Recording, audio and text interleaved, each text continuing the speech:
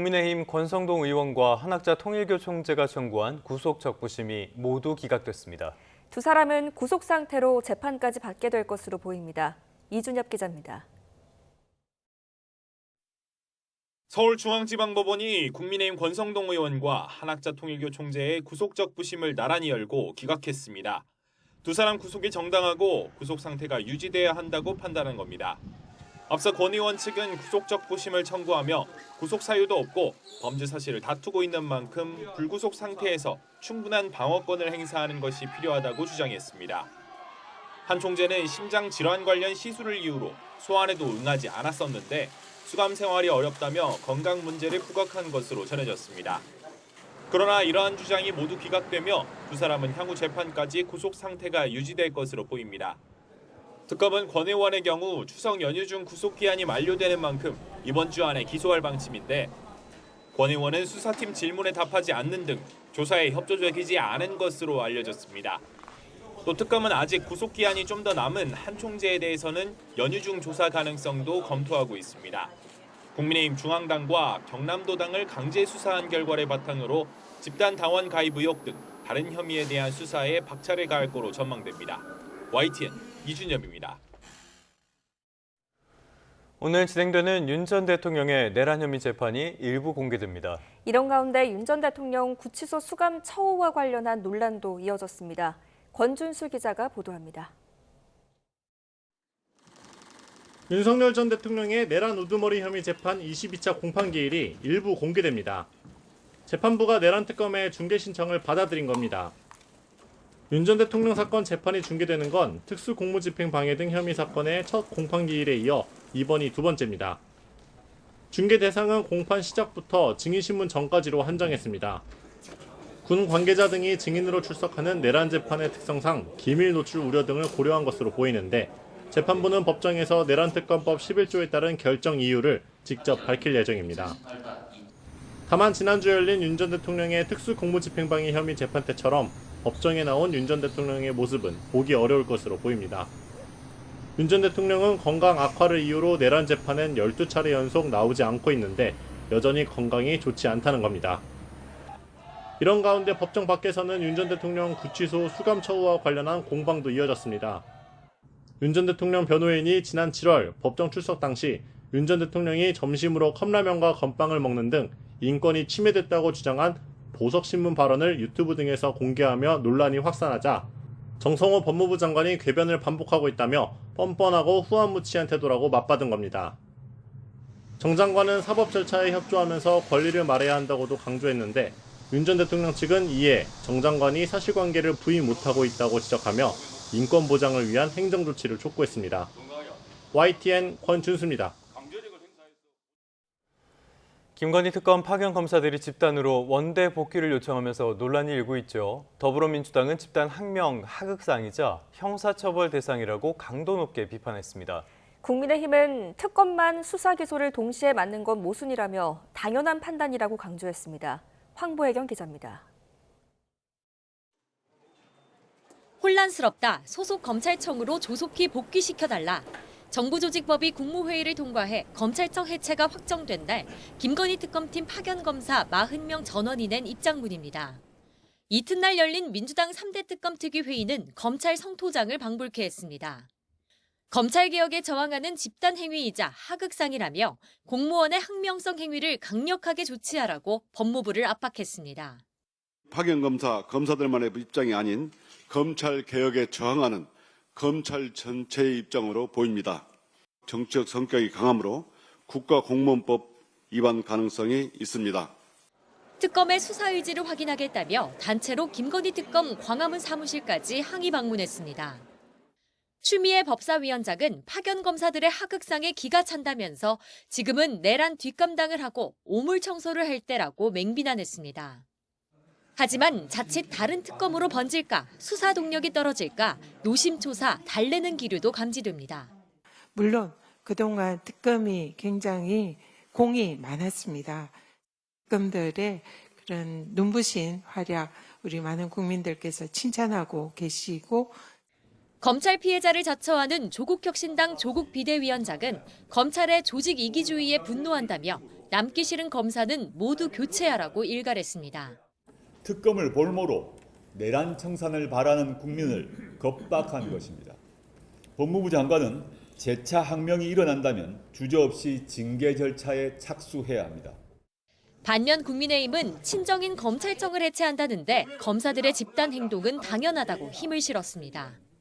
특히 수사 기소 분리를 주장해 관철해놓고 특검에는 이를 다 주는 이율 배반적 상황에 양심적으로 판단한 거라고 강조했습니다. 우리말 안 들으면 너희들 혼내줄 거야. 이런 식으로 윽박 지르는 거, 이게 최근에 민주당의 모습인 것 같아요. 유무죄는 운수에 달린 것이냐는 이재명 대통령 발언에 지귀환 판사 감사 결과 배임죄 폐지와 4심제 도입 논의까지 겹치면서 검찰 사법개혁은 전국의 뇌관으로 자리 잡았습니다. YTN 황보혜경입니다. 검찰 내부적으로는 이런 집단 반발을 지지하는 목소리도 나왔습니다. 또 다른 단체 행동으로 이어질지 관심이 쏠리는 가운데 여론을 살피는 분위기도 엿보입니다. 김영수 기자입니다. 김건희 특검 파견 검사들이 복귀를 요청한 사실이 알려진 직후 검찰 내부망에 지지하는 글이 올라왔습니다. 서울중앙지검 2차장을 지낸 공봉숙 서울고검 검사는 구구절절 틀린 말이 없다며 특검과 법무부의 신속한 복귀를 촉구했습니다. 그러면서 수사검사들이 공소 유지까지 해야 한다고 언급한 특검의 브리핑 내용을 빌려 특검 사건이 아니면 성공적인 공소 유지가 필요 없는 거냐고 검찰청 폐지 법안을 저격하기도 했습니다. 공검사 글에는 공감하고 지지한다는 댓글이 이어졌습니다.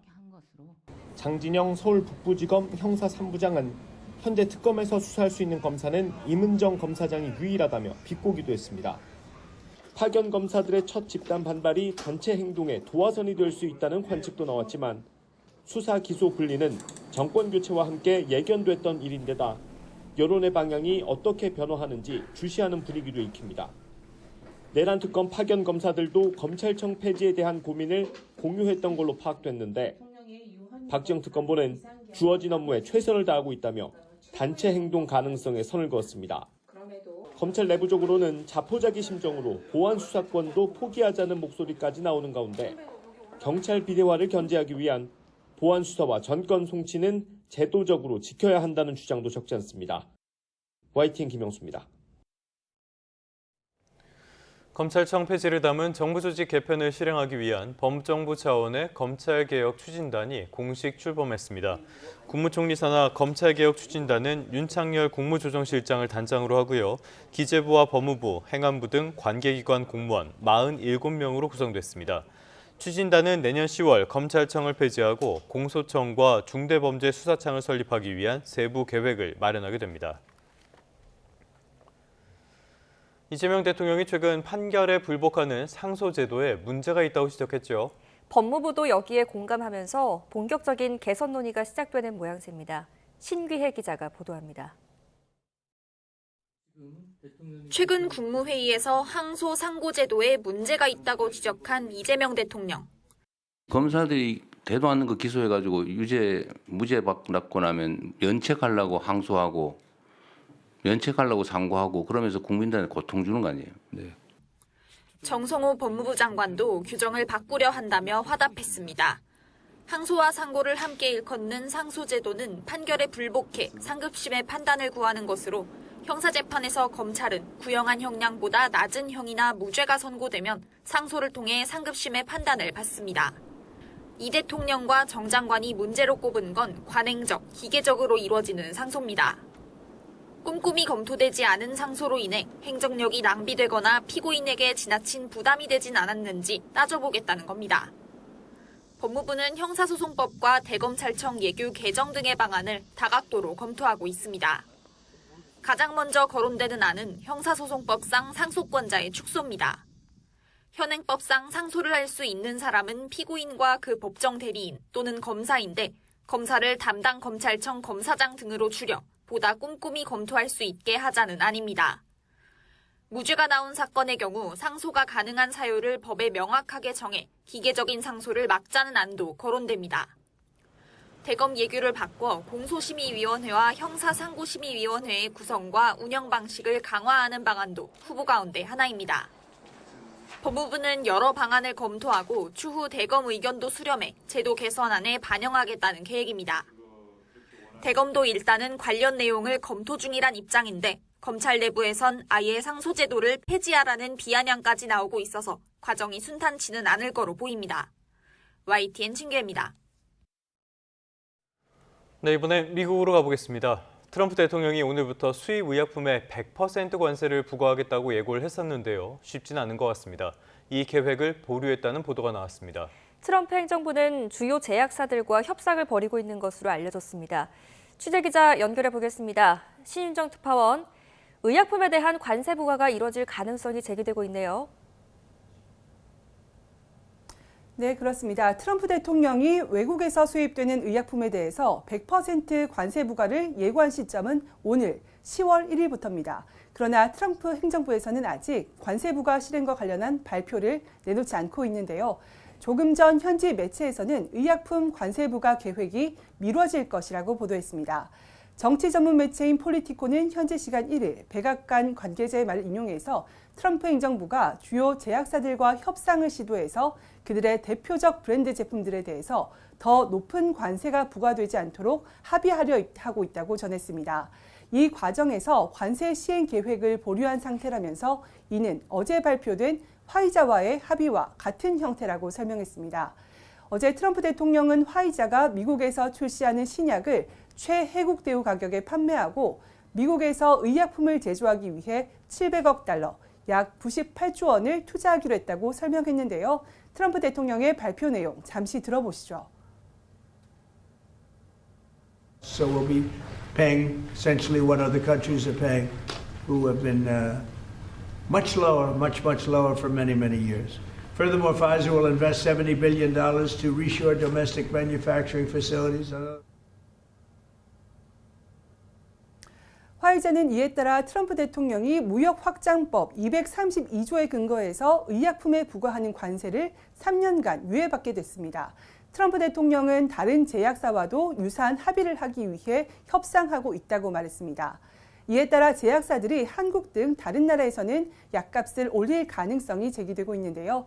트럼프 행정부는 고율의 관세를 무기로 제약산업의 미국 내 생산 촉진과 약값 인하 정책을 동시에 추진하는 모습입니다. 폴리티코는 트럼프 대통령이 세 자릿수 관세 부과를 위협을 가지고 주요 제약사들과의 의약품 가격 협상에 활용하고 있다고 지적했습니다.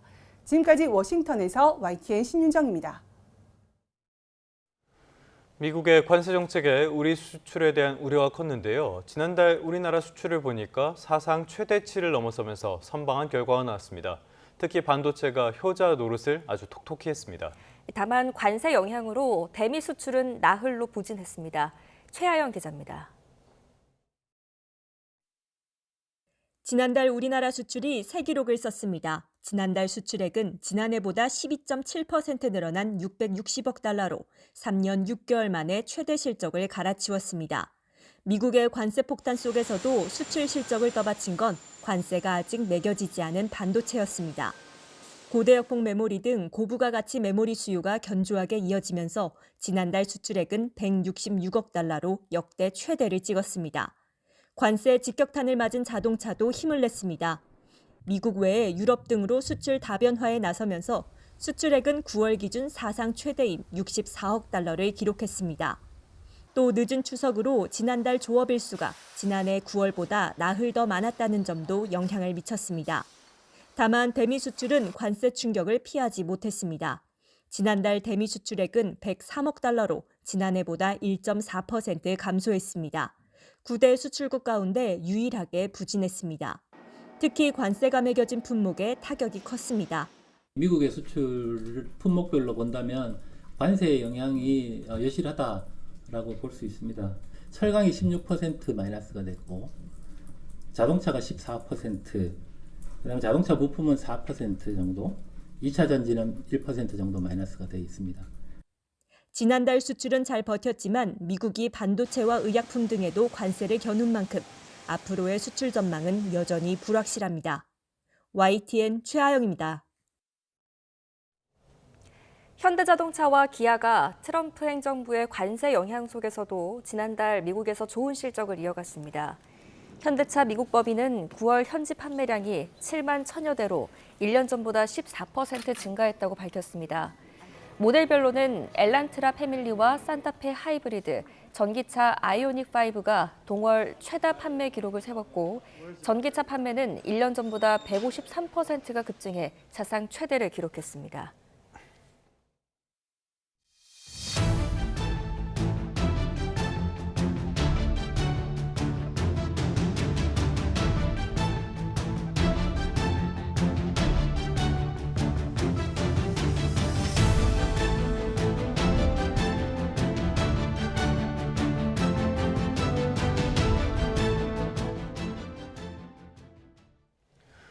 네, 이재명 대통령이 취임 뒤 첫 국군의 날 기념사에서 불법 계엄의 잔재를 말끔히 청산하겠다고 강조했습니다. 또 자주 국방은 필연이라면서 굳건한 한미동맹 위에 전시작전 통제권을 회복하겠다고 공언했습니다. 홍민기 기자입니다. 제77주년 국군의 날 기념식에 참석한 이재명 대통령. 6회 공군 주요 부대를 사열한 뒤 기념사에서 지난해 말 비상계엄 사태를 언급했습니다.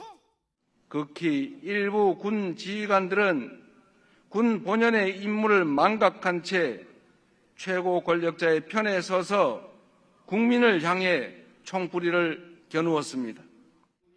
이어 불법 계엄의 잔재를 말끔히 청산하고 헌법과 국민을 수호하는 군대로 재건하겠다고 밝혔습니다.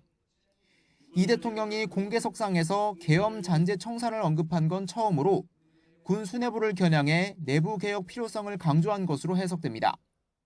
우리 군이 민주공화국의 군대이자 국민의 군대로서 새롭게 태어나는 길에 적극 동참해 주시기를 바랍니다. 이 대통령은 국정과제로 제시했던 임기 내 전시작전 통제권 회복도 재차 언급했습니다. 급변하는 안보 환경에 대응하려면 자주 국방은 필연이라며 세계 5위에 달하는 우리 국방력에 자부심을 가져야 한다고 목소리를 높였습니다. 굳건한 한미 동맹 기반 위에 전시 작전 통제권을 회복하여 대한민국이 한미 연합 방위 태세를 주도해 나가도록 하겠습니다. 이 대통령은 이와 함께 방산 기술에 대한 과감한 투자, 스마트 정예강군 육성, 장병 처우 개선 등도 약속했습니다. 이번 기념식에선 해병대 최상병 순직 사건 당시 상부의 수사 무마 압력을 폭로한 박정훈 대령 등 국가안보에 이바지한 군인들이 훈장을 받았습니다. 지난 2년 연속 진행됐던 도심 시가 행진은 생략되고 참가 병력도 줄었는데 남북 간 긴장 완화를 추진하는 정부 기조가 반영된 것으로 풀이됩니다. 이 대통령의 기념사에서도 지난 정부와 달리 북한이나 비핵화에 대한 메시지는 담기지 않았는데 대통령실은 자주국방 의지를 표명하는 데 집중했기 때문이라고 설명했습니다. YTN 홍민기입니다. 안규백 국방부 장관은 한미 간 전시작전권 전환 논의가 많이 진척됐다면서 이를 뒷받침하기 위해선 국방비 증액이 불가피하다고 강조했습니다. 9.19 남북군사합의의 단계적 복원은 필요하지만 접경 지역의 훈련을 우리가 먼저 중지할 수는 없다고 밝혔습니다. 나혜인 기자입니다. 안규백 국방장관은 국군의 날을 앞두고 진행된 기자간담회에서 전시작전권 전환은 한미 합의에 따라 좋든 싫든 가야 할 길이라고 강조했습니다. 전환을 위한 3단계 조건 가운데 2단계 검증 절차가 안정적으로 추진되고 있다며 많이 진척됐다고 귀띔했습니다. 다만 연합 방위 태세를 우리가 주도하려면 앞으로도 국방비를 8% 이상 계속 올릴 수밖에 없고 이는 미국이 아니라 자주 국방을 위해서라고 말했습니다. 앞으로도 우리 군은 77년의 위대한 역사 위에 새로운 100년의 금제탑을 세워 국민에게 신뢰받는 첨단 강군으로 도약할 것이며 안 장관은 전시작전권을 전환한다고 주한미군이 철수하거나 감축될 일은 없을 거라고 단언했습니다. 북핵 억제를 강화하기 위해 윤석열 정부 때 출범한 한미 핵협의그룹도 올해 안에 열릴 거라고 예고했습니다. 정동영 통일부 장관처럼 9.19 남북 군사합의 복원을 위해 접경지역 훈련 중단을 주장하는 의견도 있지만 군인은 기본적으로 훈련을 해야 한다며 부정적인 견해도 내비쳤습니다. 북한의 호응이 없는데 우리가 일방적으로 중재할 순 없다며 상호 신뢰 회복 정도를 고려해 낮은 단계부터 접근하자고 신중한 태도를 보인 겁니다. 안 장관은 인구 위기에 따른 병력 자원 감소 문제는 민간 외주화로 풀어보겠다고 밝혔습니다. 현역 군인은 35만 명 규모를 유지해 전투부대에 투입하고 후방 경계 근무나 수송, 시설 관리 같은 비전투 분야 15만 명은 민간에 맡겨 50만 병력을 유지하겠다는 구상입니다. YTN 나hen입니다. 네, 전국 상황도 살펴보겠습니다. 추석 연휴를 앞두고 국민의힘은 여당의 종교단체 경선 동원 의혹을 부각하는데 화력을 집중했습니다. 더불어민주당은 정쟁으로 번질 문제가 아니라며 조기 진화에 나섰는데 해당 종교단체로 지목된 한국불교 태고종의 강한 반발이 돌발 변수로 떠올랐습니다. 김철희 기자입니다. 민주당의 종교단체 경선 동원 의혹을 쏘아올렸던 국민의힘 진종호 의원이 20분 정도 분량의 전체 녹취록을 공개했습니다. 신도들을 관리를 하고 하다 보니까 그래서 제가 이제 이런 거는 말씀드려가지고 뺄 수가 있거든요. 보시고 뭐 필요하신 거 있으면 알려주세요. 내년 알겠습니다. 본 예산 넣을 때. 국민의힘은 예정에 없던 공개 회의를 열어 김민석 국무총리가 내년 지방선거에 대비해 사전 선거운동을 벌인 것이 본질이라며 지원 사격에 나섰습니다. 김경 서울시 의원은 수없이 많은 꼬리 중에 하나에 불과하다고 생각이 됩니다. 몸통은 김민석 총리인 것입니다. 장동혁 대표까지 나서 진짜 나쁜 정당은 민주당이라며 진상 규명을 공언했고 경찰 고발과 중앙선관위 항의 방문까지 당 차원에서 일사천리 총공세가 이어졌습니다. 여야 대립으로만 치닫던 논쟁에 예상치 못한 변수가 돌출했습니다. 한국불교 태고종이 허위사실로 500만 신도의 인권을 침해했다며 진종호 의원 사과를 요구하고 나선 겁니다. 신도의 개인 정보를 제공하거나 공유한 사실이 전혀 없습니다.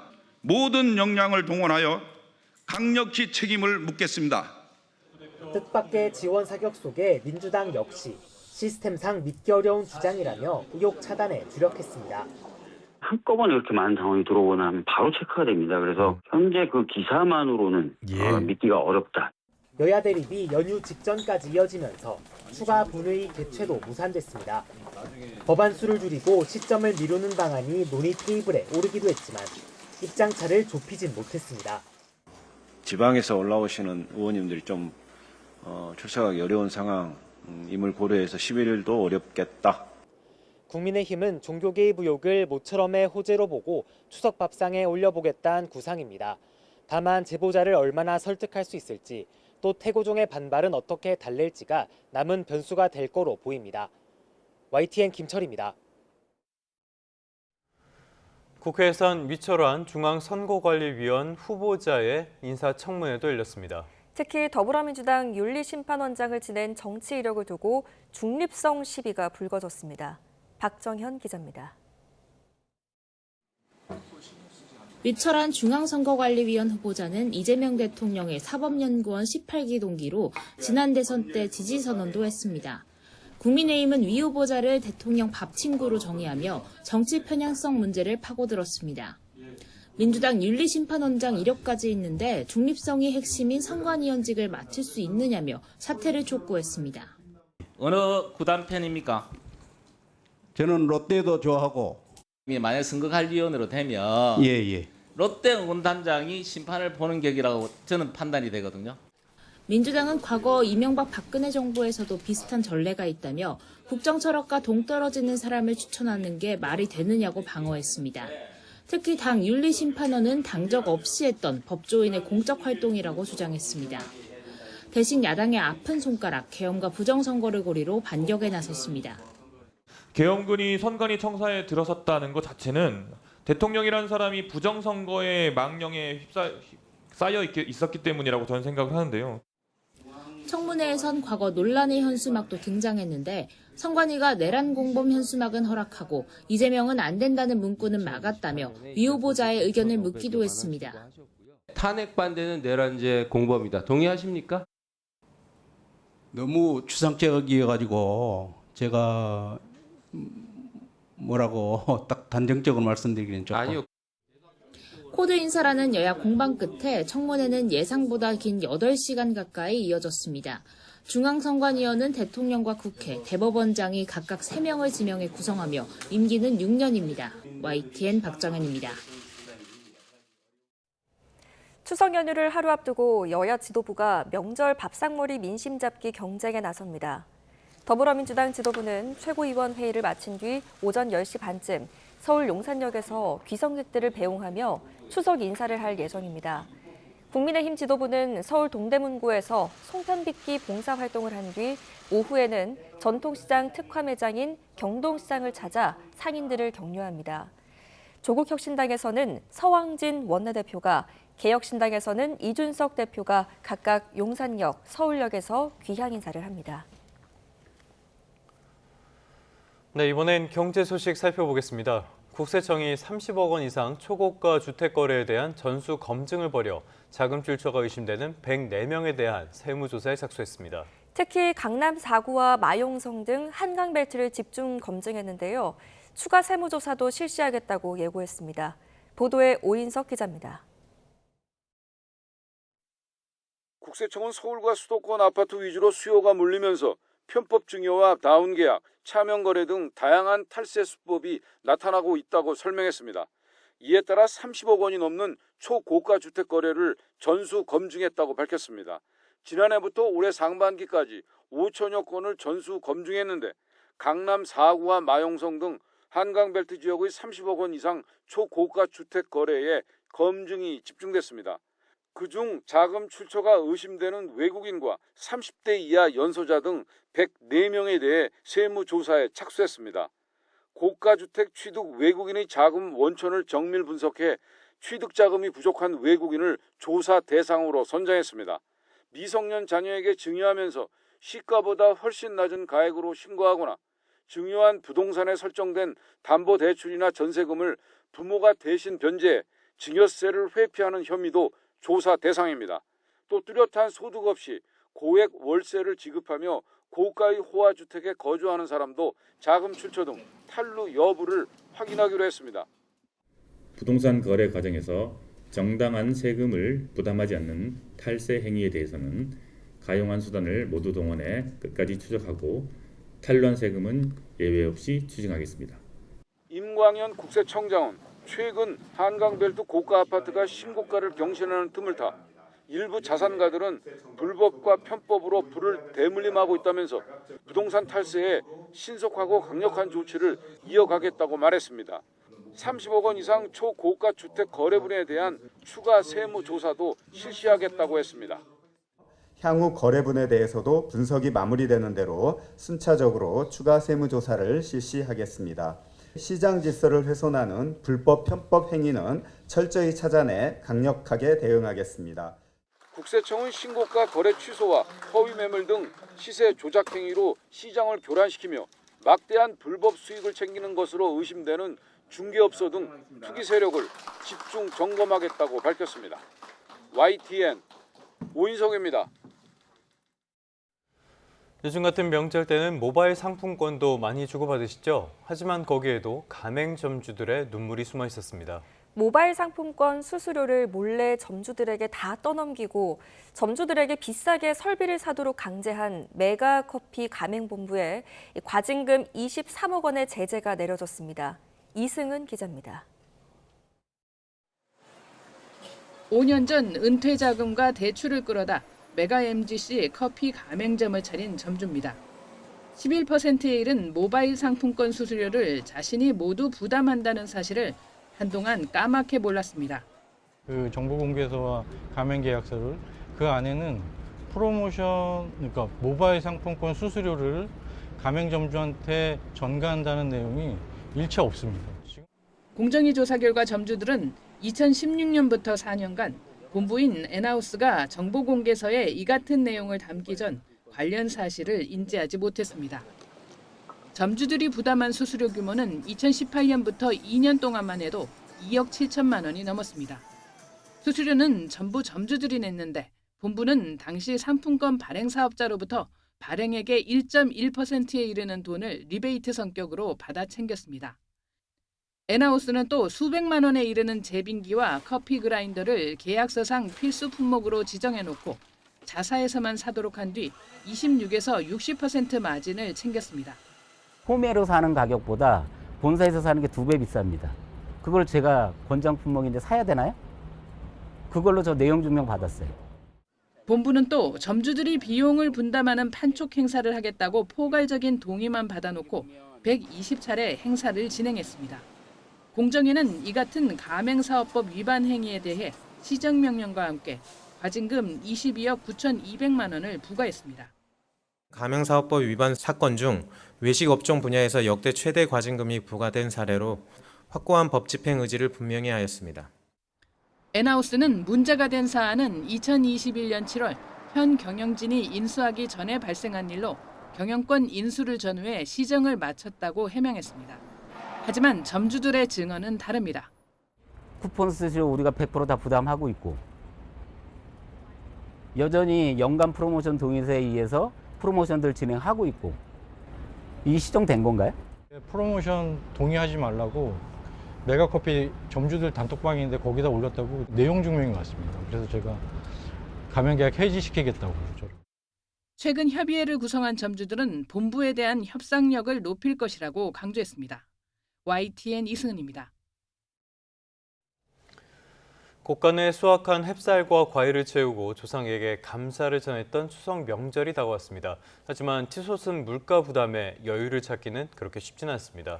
특히 쌀 가격이 1년 만에 30% 넘게 뛰면서 송편 같은 떡값까지 잇따라 요동치고 있습니다. 박기환 기자가 취재했습니다. 추석 연휴를 앞둔 서울 종로구의 한 유명 떡집. 형형색색의 송편과 꿀떡을 사려는 단골들의 발길은 예전과 같이 이어졌지만 떡 가격은 달라졌습니다.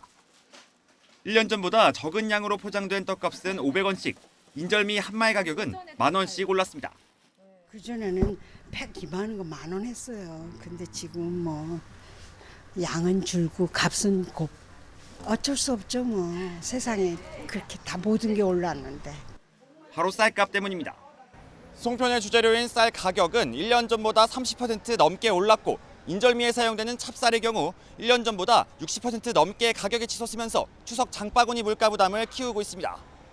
9월까지 이어진 장마에 햅쌀 출하가 늦어진 영향이 컸습니다. 9월에 비가 좀 많았거든요. 그래서 이제 수확이 좀 지연이 되다 보니까 조금 아직까지는 좀 재고가 부족한 상황이 계속 이어지고 있는 것 같고 10월에 중망생종 신곡이 본격적으로 출하가 되고 나면 여기에 부쩍 오른 인건비와 견과류 같은 부재료까지 가격 인상을 부추기면서 떡집들의 고민도 깊어지고 있습니다. 추석에는 다 같이 더불어 먹는다 항상 생각하시기 때문에 저희는 송편값은 항상 같아요. 예전에 뭐 10,000원을 팔면 뭐 한 2,000원 남았다 치면 지금은 1,500원도 안 남습니다. 정부가 양곡 5만 톤을 공급하는 등 가격 완화 노력에 나섰지만 고공행진하는 쌀값은 대표적인 명절 먹거리 떡값에까지 영향을 미치고 있습니다. YTN 박견입니다. 경제 한 줄 뉴스입니다. 어제 새벽 4시 20분쯤 경기 구리시 교문동에 있는 15층짜리 아파트 14층에서 불이 나 집안에 있던 40대 남성이 숨지고 80대 여성도 중상을 입었습니다. 경기 하남시 천연동에 있는 폐가에서 성인 남성 2명과 여성 1명이 숨진 채 발견됐습니다. 경찰은 타살 혐의점은 없다는 입장입니다. 서울 강서경찰서는 음식점에 나체로 침입한 혐의 등을 받는 남성 A씨를 추적하고 있습니다. 사격 선수용 실탄 수만 발을 불법 유통한 혐의를 받는 시체육회 사격 감독이 구속됐습니다. 함께 사는 삼촌을 살해한 혐의로 기소된 60대 조카가 1심에서 무죄를 선고받은 데 이어 2심에서도 무죄 판결을 받았습니다. 서울 숭례문 인근 지하보도에서 환경미 화원을 살해한 70대 중국인에게 징역 25년형이 확정됐습니다. 대구에서 초등학생의 팔을 붙잡고 함께 짜장면을 먹으러 가자고 유인을 시도한 남성이 구속 상태로 재판에 넘겨졌습니다. 지금까지 사건 사고 한 줄 뉴스였습니다. 이른바 가상자산 환치기로 우리나라와 베트남 사이에서 1조 원 가까운 불법 환전을 대행한 조직이 세관에 적발됐습니다. 동남아 국가들이 가상자산 규제를 풀면서 비슷한 범죄가 많이 늘어날 것으로 예상돼 대책이 필요해 보입니다. 김근우 기자입니다. 은행 입출금 기록이 서류 수천 장을 빼곡하게 채웠습니다. 하루 수백 번씩 송금했고 액수도 많게는 수천만 원에 달합니다. 베트남 거점 환치기 조직이 3년 동안 9,200억 원에 이르는 돈을 불법 환전한 흔적입니다. 이들 조직은 가격 변동이 적은 가상자산, 이른바 스테이블 코인을 환치기에 이용했습니다. 원화나 베트남 화폐를 코인으로 바꾼 다음 현지 거래소에 송금해 현금화하는 방식으로 외환거래 감시망을 피했습니다. 베트남 SNS로 정보를 주고받으며 대포 통장과 대포폰을 써 수사망을 피했습니다. 국내 수출업체에 환전 없이 원화로 수출 대금을 주겠다며 환치기로 바꾼 돈을 송금했고 차명 계좌로 거래된 일부 금액은 전화금융 사기나 도박 등 범죄 연관 자금으로 의심됩니다. 현재 확인된 거는 700개 이상 지금 기업들이 환치기 계좌를 통해서 돈을 영수하고 있는 것으로 확인되었고 그 수출 기업 이외에 이제 베트남에서 유학 온 유학생들에 대한 유학 자금 이런 것도 세관은 베트남 출신 귀화 한국인 3명을 송치했고 현지에 있는 주범 2명을 쫓고 있습니다. 세관은 올해 들어 베트남 등 동남아시아 국가들이 가상자산 관련 규제를 속속 완화하면서 국내외에서 비슷한 범행이 늘어날 거로 보고 단속 범위를 확대할 계획입니다. YTN 김근우입니다. 오늘도 일교차가 크게 벌어지겠습니다. 현재 서울 기온은 17.4도로 서늘하게 출발하고 있는데요. 낮 동안에는 25도까지 오르면서 활동량이 많다면 다소 덥게 느껴질 수 있겠습니다. 오늘 중부는 가끔 구름만 지나겠지만 남부는 하늘빛이 흐리겠고요. 밤에 충남과 호남, 제주도에서 점차 비가 시작되겠습니다.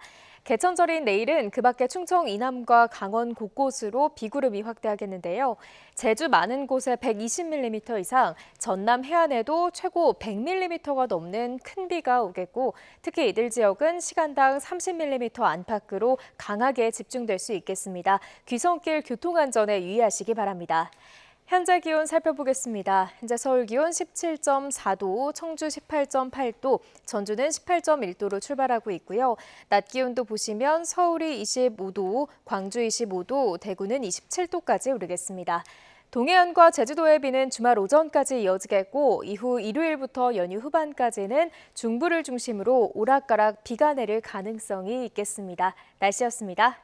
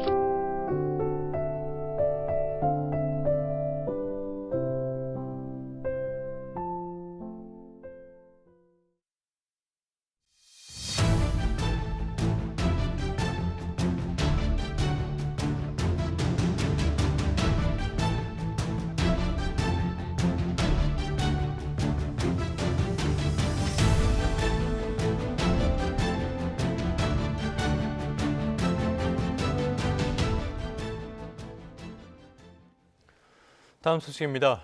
트럼프 대통령이 이달 말 경주 에이펙 정상회의에서 시진핑 국가주석과 만나 중국의 미국 대두 수입 중단 문제를 논의하겠다고 밝혔습니다.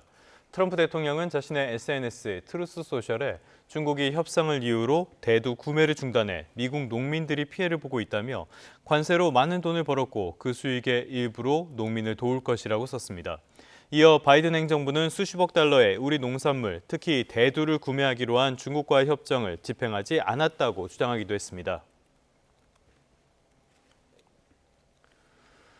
러시아가 유엔에서 노골적으로 북한의 핵 보유를 옹호했습니다. 북한 국방상 역시 러시아를 방문해 전폭적인 지지를 밝혔는데요. 우크라이나 파병을 계기로 한 양측의 밀월 관계가 깊어지고 있습니다. 이경아 기자입니다. 지난달 29일 북한 김성경 외무성 부상은 유엔 연설에서 핵 포기는 절대 없다고 거듭 밝혔습니다. 북미 정상회담 가능성이 거론되는 가운데 7년 만에 유엔을 찾은 북한 고위급 인사가 한층 강경해진 입장을 피력한 겁니다. 러시아의 바실리 네벤자 주 유엔 대사도 기자회견에서 북한의 핵 보유는 공공연한 비밀이라고 밝혔습니다. 그러면서 그 책임을 한미일 3국에 돌렸습니다. You may like it or not like it, but this is the reality. The reality justified by the threats that the DPRK, they really feel threatened by what is happening around the Korean Peninsula, by the activities, military activities, provocative activities by the Troika. 러시아는 1년 전에도 북한에 적용되는 비핵화라는 말 자체가 의미를 잃었다며 핵 보유를 기정사실화한 바 있습니다. 유엔 안전보장이사회 상임이사국인 러시아는 더 나아가 핵 확산에 대한 경고 대신 북한 주장을 그대로 가져와 공식 석상에서 편을 든 겁니다. 러시아는 2차 대전 당시 소련군과 함께 싸운 북한 유격대를 기려 동상도 세웠습니다. 제막식에 참석한 북한 노광철 국방상은 러시아의 주권과 영토 보전, 국익을 위해 우크라이나에서의 전투를 전폭 지지할 것이라고 강조했습니다. 러시아는 이 동상이 불과 피로 만들어진 형제를 상징한다며 감사를 표했습니다.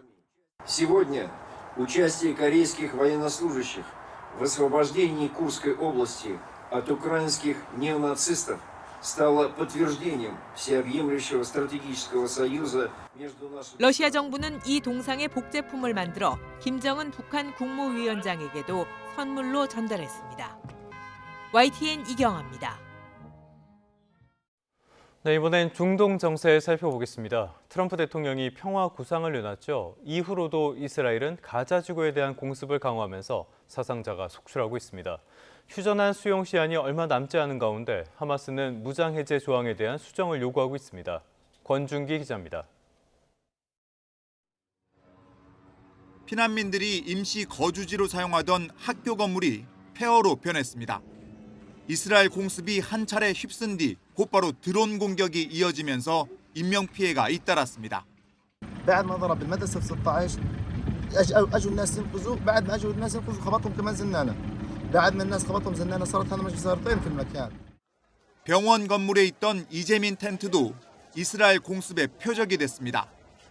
트럼프 대통령이 평화 구상을 내놓은 지 이틀째 가자 지구에서 적어도 35명이 목숨을 잃었습니다.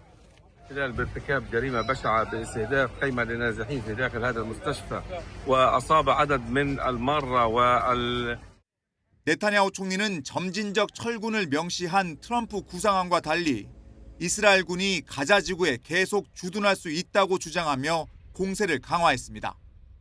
כל הזמן אומרים, אתה חייב לקבל את התנאים של החמאס, להוציא את כולם, צה"ל צריך לצאת החוצה, והחמאס יכול להשתקם, הוא יכול גם לשקם את הרצועה. לא, זה לא קורה. 하마스 내부는 트럼프의 평화 구상 제안을 놓고 무조건 수용하자는 의견과 수정안을 요구해야 한다는 쪽으로 나뉜 것으로 알려졌습니다. 특히 무장 해제와 관련한 조항은 원안 그대로 받아들이기 힘들다는 목소리가 나오고 있다고 AFP 통신이 보도했습니다. What the President of the United States said 3 or 4 days, and I can tell you that there are some very sensitive discussions that are taking place, but I certainly don't want to get ahead. 이런 가운데 독일 검찰은 유대인에 대한 암살을 모의한 혐의로 하마스 조직원 3명을 베를린에서 검거했다고 발표했습니다. YTN 권준기입니다. AI 3대 강국 도약을 국정과제로 내건 이재명 대통령이 챗GPT 개발업체인 오픈AI의 샘 올트먼 최고 경영자를 만나서 국내 기업과의 협력을 당부했습니다.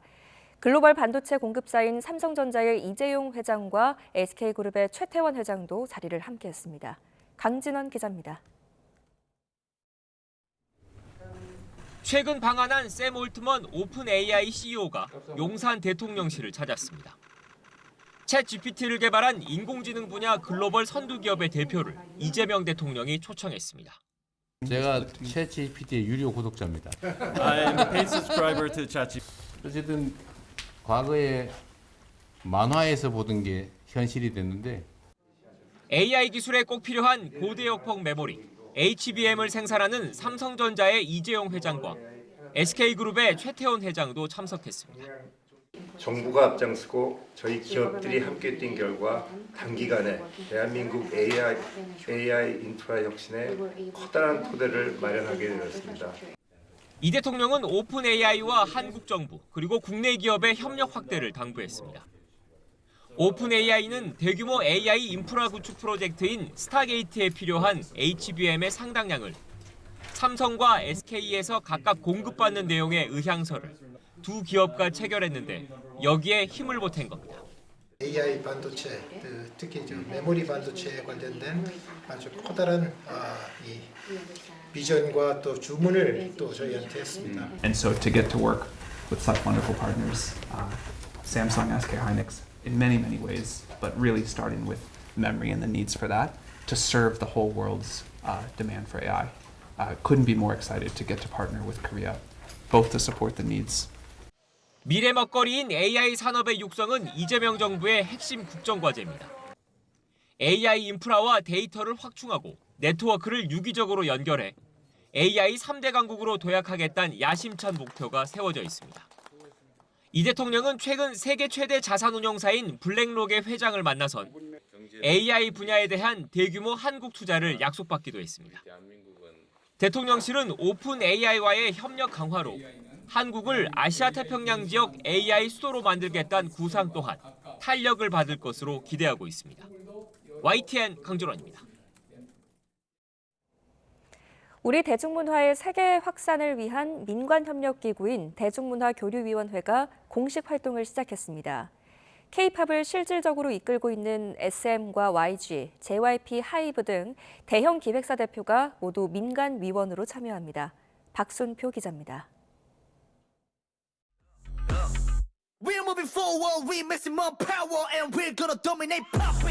미국 빌보드 차트 진입 첫 주부터 정상에 오른 스트레이키즈의 음반입니다.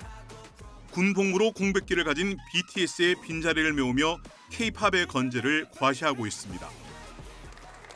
세계 대중음악 시장의 한 축으로 성장한 K-팝을 이끄는 4대 대형 기획사 대표가 모두 한자리에 모였습니다. 우리 대중문화가 세계에서 더욱 확산하도록 정책 수립과 관련 사업을 추진할 대중문화교류위원회 민간위원들입니다. 공동위원장은 박진영 JYP 대표가 맡아 출범 전부터 화제가 됐습니다. 우리 정부는 여러분과 함께 우리 대중문화가 전 세계인들에게 웃음과 감동 그리고 공감을 주는 것을 넘어서 한국 경제의 미래를 책임질 핵심 산업으로 거듭날 수 있도록 적극적으로 지원하겠습니다. 대중음악뿐만 아니라 영화와 게임, 웹툰과 애니메이션, 음식, 뷰티 등 7개 부분에서 민간위원들이 참여합니다. 넥슨과 NC소프트, CJ E&M, 아모레 퍼시픽 등 해당 업계를 주도하는 회사 대표들이 모두 합류했습니다. 문화체육관광부와 기재부 등 10개 부처 차관 등은 정부위원으로 참여합니다. 대중문화교류위원회와 함께 현장의 목소리를 충실하게 담아낼 문화예술정책자문위원회도 새롭게 구성됐습니다. 9개 문화예술 분야에 90명이 참여해 정책 제안과 자문 등을 담당합니다.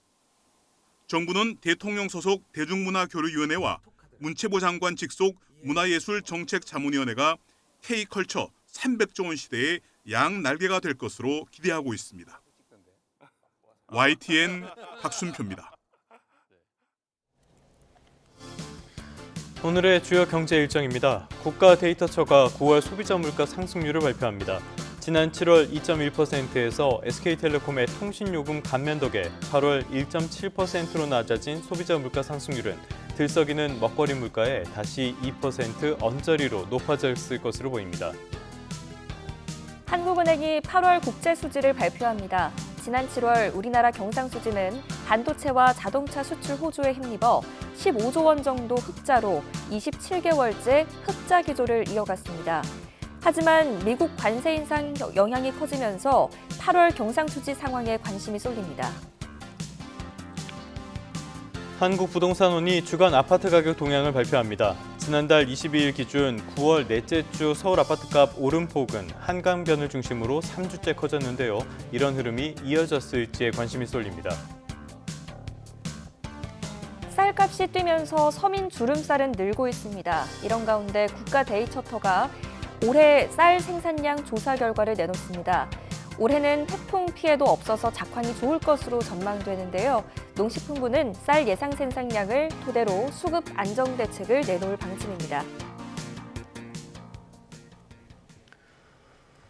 네, 국가정보자원관련 화재로 행정전산망 장애가 발생한 지 벌써 일주일째입니다. 여전히 복구는 지지부진한데요.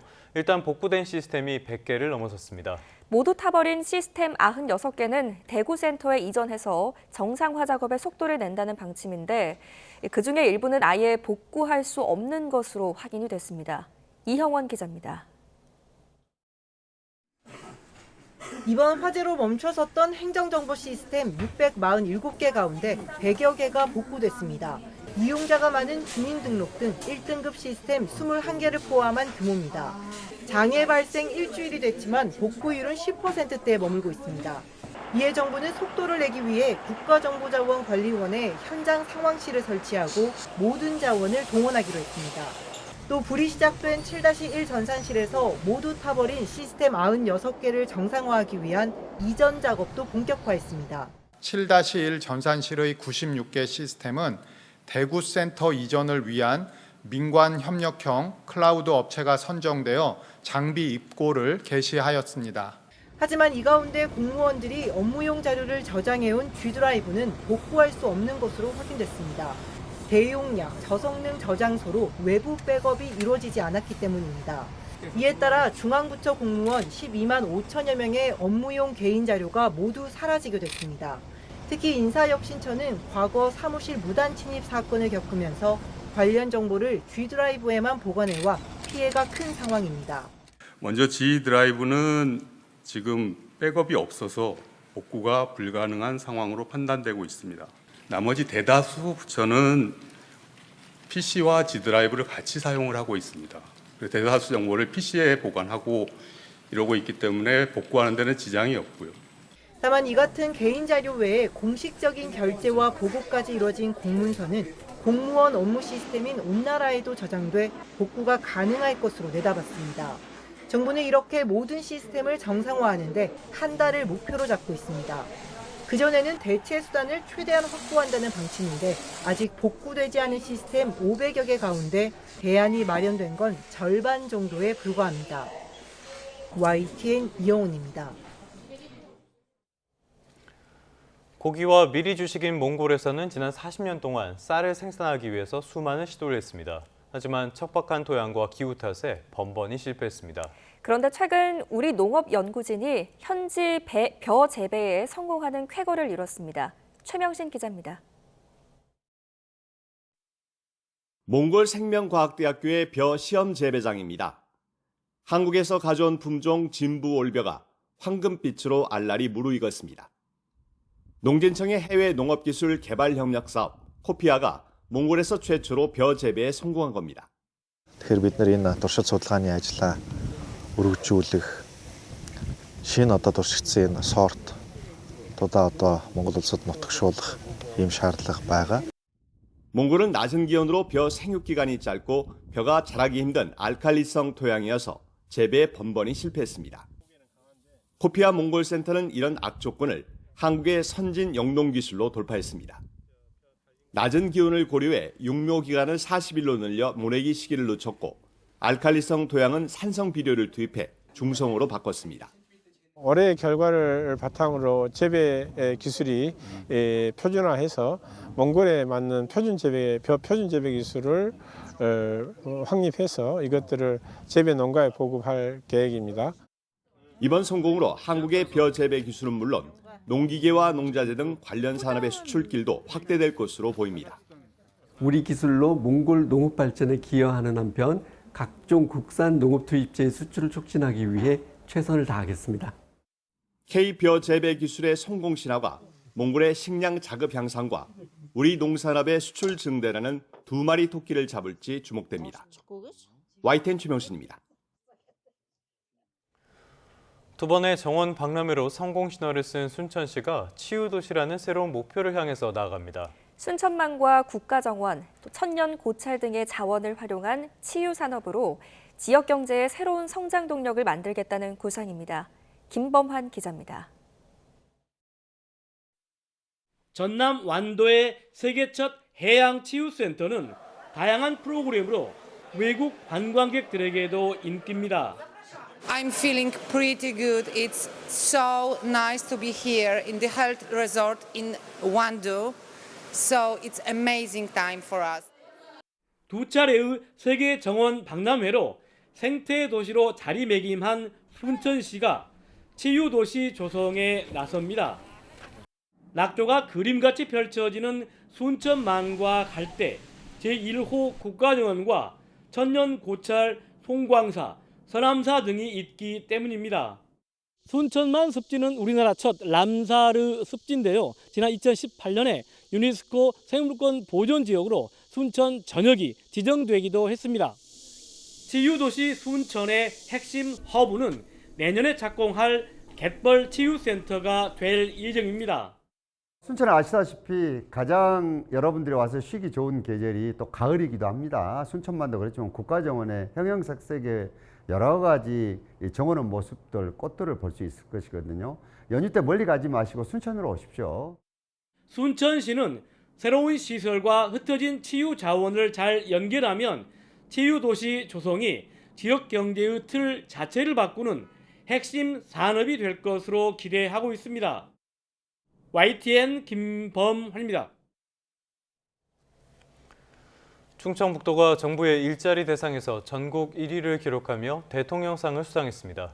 도시근로자와 도시농부처럼 틈새를 노리는 충북형 일자리가 성과를 거두면서 실제 고용지표도 전국 최상위권을 기록했습니다. 이성우 기자입니다. 근로자들이 막 생산된 비누를 포장하고 있습니다. 그동안 단순 반복 작업이지만 몇 시간만 필요한 자리여서 사람을 구하는 게 어려웠습니다.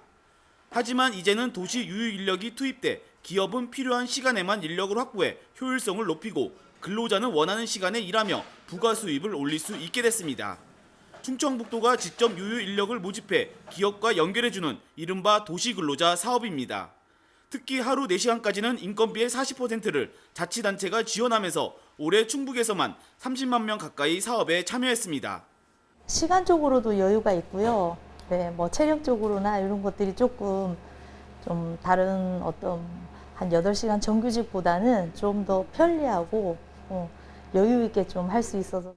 농촌 일선을 돕는 도시농부 사업 역시 같은 방식으로 운영되며 큰 호응을 얻고 있습니다. 일자리의 틈새를 메우는 이런 혁신적인 충북형 일자리 사업이 정부 평가에서 호평을 받았습니다. 고용노동부가 주최한 2025년 전국 지자체 일자리 대상에서 충청북도가 전국 1위인 대통령상을 수상한 겁니다. 2023년 특별상, 지난해 최우수상에 이은 3년 연속 수상입니다. 미취업 여성들의 4시간 일자리 사업을 진행하고 있는데 이것은 대폭 확대돼야 될 부분이라고 생각하고 청년 일자리 정책 아직 시작하지 못했다고 생각합니다. 청년들이 일할 수 있는 그런 일자리 정책을 새롭게 시작할 생각.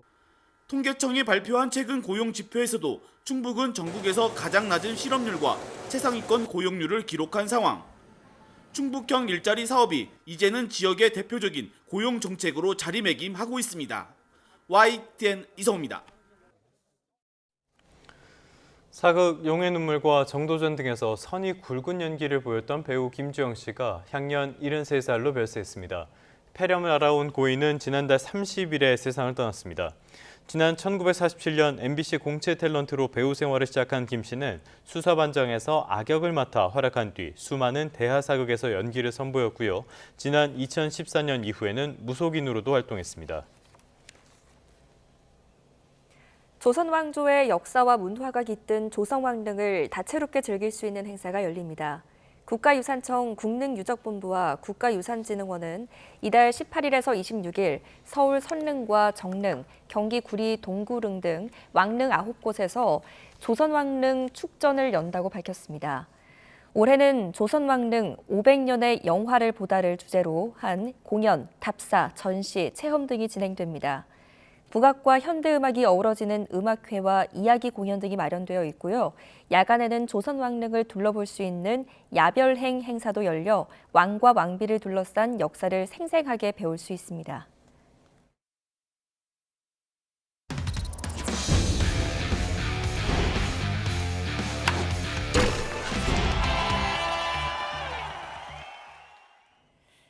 목요일 스포츠 뉴스입니다.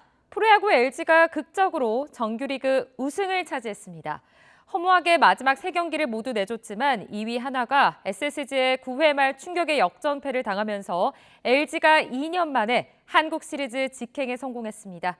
이경재 기자입니다.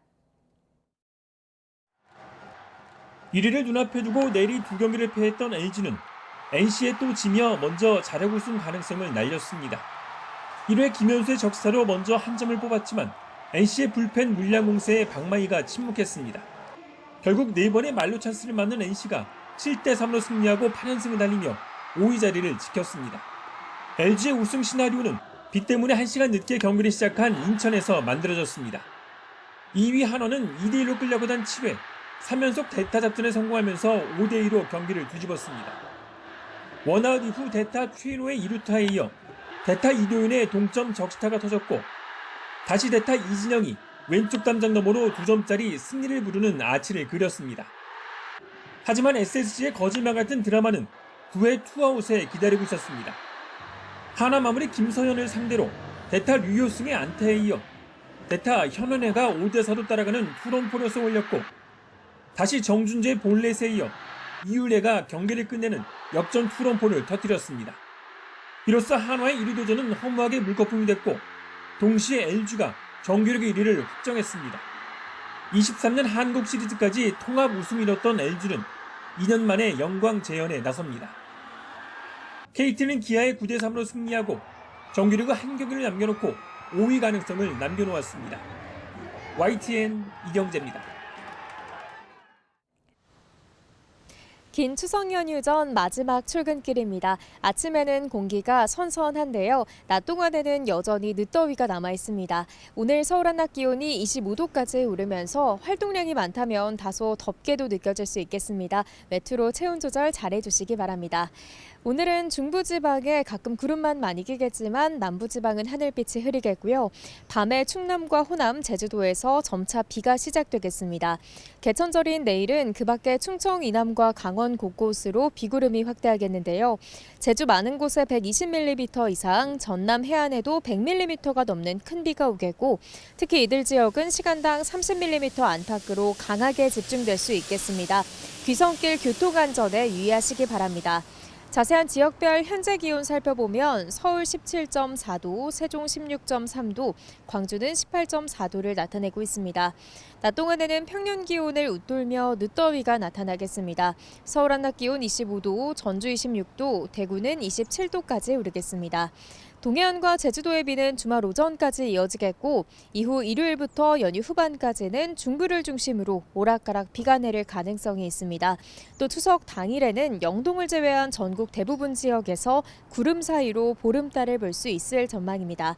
현재 경기 내륙과 영서 곳곳에 가시거리 200m 안팎의 짙은 안개가 끼어 있습니다. 특히 강이나 호수 인근 도로에서는 안개가 더욱 짙을 수 있으니까요. 차간 거리를 넉넉히 두는 등 안전운전 하시기 바랍니다. 지금까지 YTN 윤수빈입니다. 뉴스타트 3부 잠시 뒤에 계속됩니다.